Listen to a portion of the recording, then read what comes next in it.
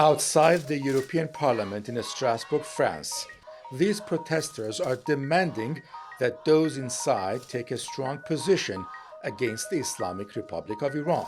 IRGC, they have blood on their hands and they have committed a lot of crimes, even in European soil. And right now they are sending arms and drones to Russia to attack in the Ukrainian people. In January, the EU Parliament agreed and approved a resolution that calls on the EU to recognize Iran's Revolutionary Guard as a terrorist organization. Now it's up to EU leaders to decide if they wish to do so. The idea faces some resistance, though it has gained traction with some leaders. Action of the Iran regime are atrocious and horrible, and they are trampling fundamental human rights with their feet. And therefore, we are looking indeed in a new round of sanctions, and I would support also listing the Revolutionary Guards. I've heard several ministers asking for that, and I think they are right.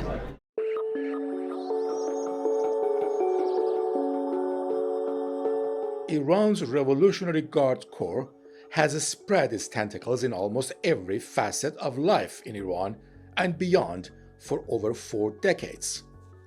The significance of the IRGC was established at its inception.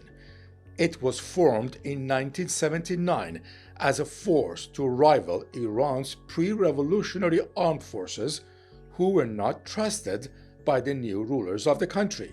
As the main military force, it soon became an economic powerhouse involved in many commercial activities.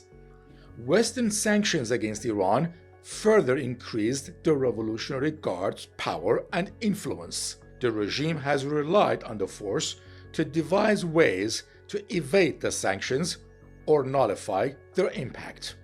The IRGC also became the force that the regime relies on when it wants to punish dissidents on foreign soil. The most prominent have been assassinated or kidnapped and later executed.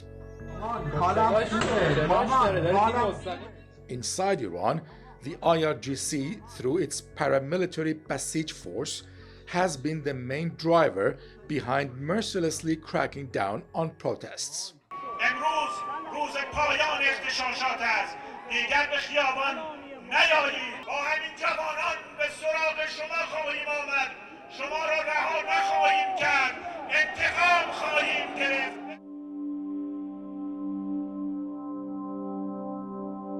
This is yet another reminder of how Iranians have suffered in the hands of the IRGC.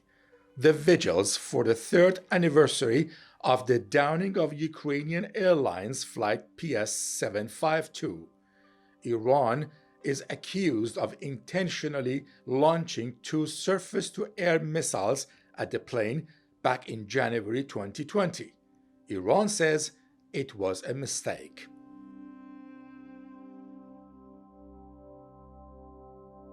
Iran's neighbors became more familiar with the Revolutionary Guard after the stalemate in the war with Iraq in the 1980s. Through the Quds Force, its external arm, the IRGC expanded its influence in countries like Iraq, Syria, Lebanon, and Yemen by creating or joining powerful political factions backed by military strength. Actually, after the Iran-Iraq war, the regime, the Islamic regime, recognized that they're not going to win any war in the region, any conventional war. So they changed their strategy to gray zone strategy. What is the gray zone strategy? That they take all these, they have been taking all this war to the foreign soil. It was the Revolutionary Guard's crucial role in developing Iran's nuclear and ballistic missile program that put the force into a conflict with Western governments. Iran's nuclear program is under heavy sanctions, and Tehran has been trying to revive a previous nuclear agreement that was aimed at removing the sanctions.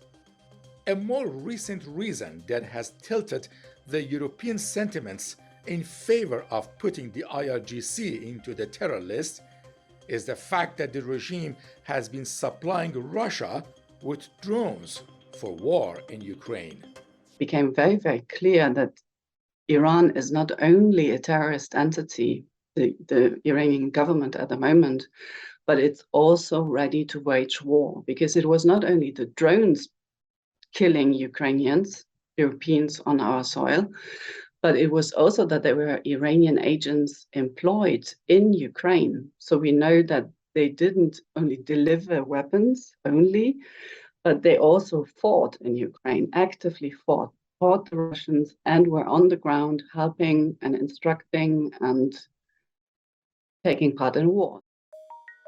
But how could listing the IRGC as a terrorist organization hinder its commercial and sanction-evading activities in Europe?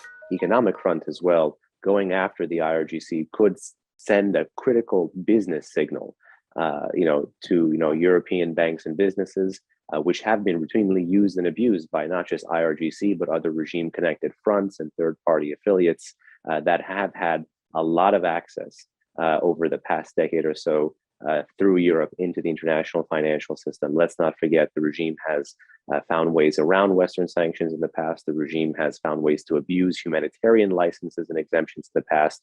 So beginning to have the tip of that sanctions busting spear, the IRGC and those illicit networks come under increasing pressure would represent, again, a sea change. The US has already put the IRGC on its terror list. If the UK and the EU decide to join in, it would send a signal to Tehran that its flagrant human rights abuses, as well as getting involved with the war in Europe, have put the regime on a slippery slope.